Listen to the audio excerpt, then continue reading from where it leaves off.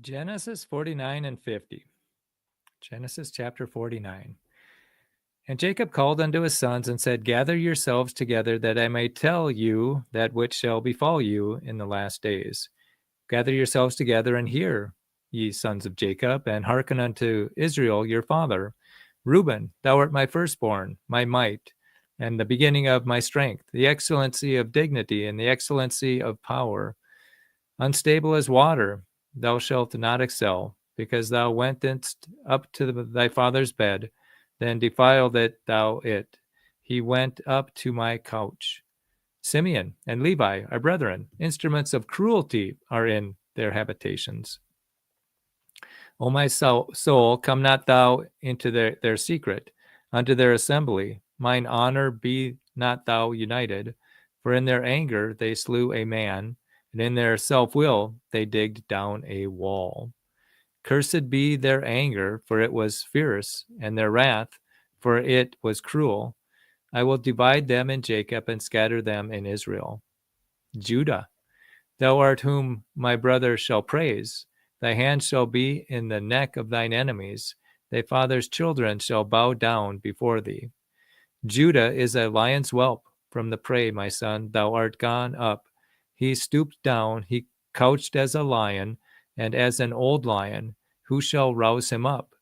The scepter shall not depart from Judah, nor a lawgiver from between his feet, until Shiloh come, and until him shall the gathering of the people be. Binding his foal unto the vine, and his ass's colt unto the choice vine, he washed his garments in wine, and his clothes in the blood of grapes. His eyes shall be red with wine, and his teeth white with milk. Zebulun shall dwell at the haven of the sea, and he shall be for an haven of ships, and his border shall be unto Zidon. Issachar is a strong ass couched down between two burdens, and he saw that rest was good, and the land that it was pleasant, and bowed his shoulder to bear, and became a servant unto tribute. Dan shall judge his people as one of the tribes of Israel. Dan shall be a serpent by the way, an adder in the path, that biteth the horse's heel, so that his rider shall fall backward. I have waited for thy salvation, O Lord. Gad, a troop shall overcome him, but he shall overcome the last. Out of Asher his bread shall be fat, and he shall yield royal dainties. Naphtali is a hind let loose, he giveth goodly words. Joseph is a fruitful bough, even a fruitful bough by a well, whose branches run over the wall. The archers have surely grieved him, and shot at him, and hated him. But his bow abide in strength, and the arms of his hands were made strong by the hands of the mighty God of Jacob. From thence is the shepherd, the stone of Israel. Even by the God of thy father, who shall heap thee, and by the Almighty, who shall bless thee with blessings of heaven above, blessings of the deep that lieth under, blessings of the breasts and of the womb. The blessings of thy father have prevailed above the blessings of my progenitors until the utmost bound of the everlasting hills. They shall be on the head of Joseph, and on the crown of the head of him that was separate from his brethren. Benjamin shall raven as a wolf. In the morning he shall devour the prey, and at night he shall divide the spoil. All these are the 12 tribes of Israel, and this is it that their father spake unto them, and blessed them, every one according to his blessing he blessed them. And he charged them and said unto them, I am to be gathered unto my people. Bury me with my fathers in the cave that is in the field of Ephron the Hittite, in the cave that is in the field of Machpelah, which is before Mamre, in the land of Canaan, which Abraham bought with the field of Ephrath the Hittite for a possession of a burying place. There they buried Abraham and Sarah his wife. There they buried Isaac and Rebekah his wife, and there I buried Leah. The purchase of the field and of the cave that is therein was from the children of Heth.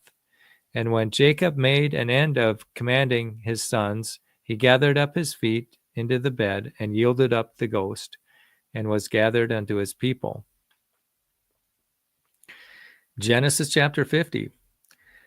And Joseph fell upon his father's face and wept upon him and kissed him. And Joseph commanded his servants, the physicians, to embalm his father, and the physicians embalmed Israel.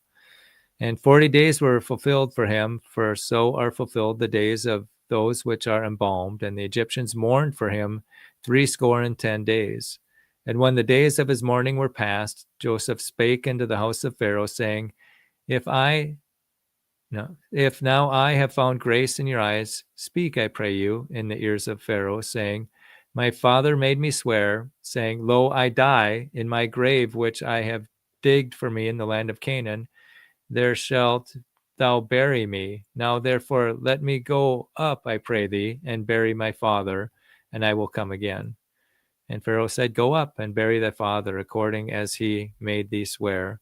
And Joseph went up to bury his father, and with him went up all the servants of Pharaoh, the elders of his house, and all the elders of the land of Egypt, and all the house of Joseph and his brethren in his father's house. Only their little ones and their flocks and their herds they left in the land of Goshen. And they went up with him both chariots and horsemen, and it was a very great company. And there came to the threshing floor of Atad, which is beyond Jordan, and there they mourned with a great and very sore lamentation, and he made a mourning for his father 7 days. And when the inhabitants of the land, the Canaanites, saw the mourning in the floor of Atad, they said, This is a grievous mourning to the Egyptians. Therefore the name of it was called Abel-Mizraim, which is beyond Jordan. And his sons did unto him according as he commanded them. For his sons carried him into the land of Canaan, and buried him in the cave of the field of Machpelah, which Abraham bought with the field for a possession of a burying place of Ephron the Hittite before Mamre. And Joseph returned into Egypt, he and his brethren, and all that went up with him to bury his father, after he had buried his father. And when Joseph's brethren saw that their father was dead, they said, Joseph will peradventure hate us, and will certainly requite us all the evil which we did unto him. And they sent a messenger unto Joseph, saying, Thy father did command before he died, saying, So shall ye say unto Joseph, Forgive, I pray thee now, the trespass of thy brethren, and their sin, for they did unto thee evil. And now we pray thee, forgive the trespass of the servants of the God of thy father. And Joseph wept when they spake unto him. And his brethren also went and fell before his face, and they said, Behold, we be thy servants. And Joseph said unto them, Fear not, for am I in the place of God? But as for you, ye thought evil against me, but God meant it unto good, to bring to pass, as it is this day, to save much people alive. Now therefore fear not, I will nourish you and your little ones. And he comforted them, and spake kindly unto them. And Joseph dwelt in Egypt, he and his father's house, and Joseph lived 110 years. And Joseph saw Ephraim's children of the third generation. The children also of Machir the son of Manasseh were brought up upon Joseph's knees. And Joseph said unto his brethren, I die, and God will surely visit you, and bring you out of this land unto the land which he sware to Abraham, to Isaac, and to Jacob. And Joseph took an oath of the children of Israel, saying, God will surely visit you, and ye shall carry up my bones from hence. So Joseph died, being 110 years old, and they embalmed him, and he was put in a coffin in Egypt. Genesis chapter 44 or 49 and 50.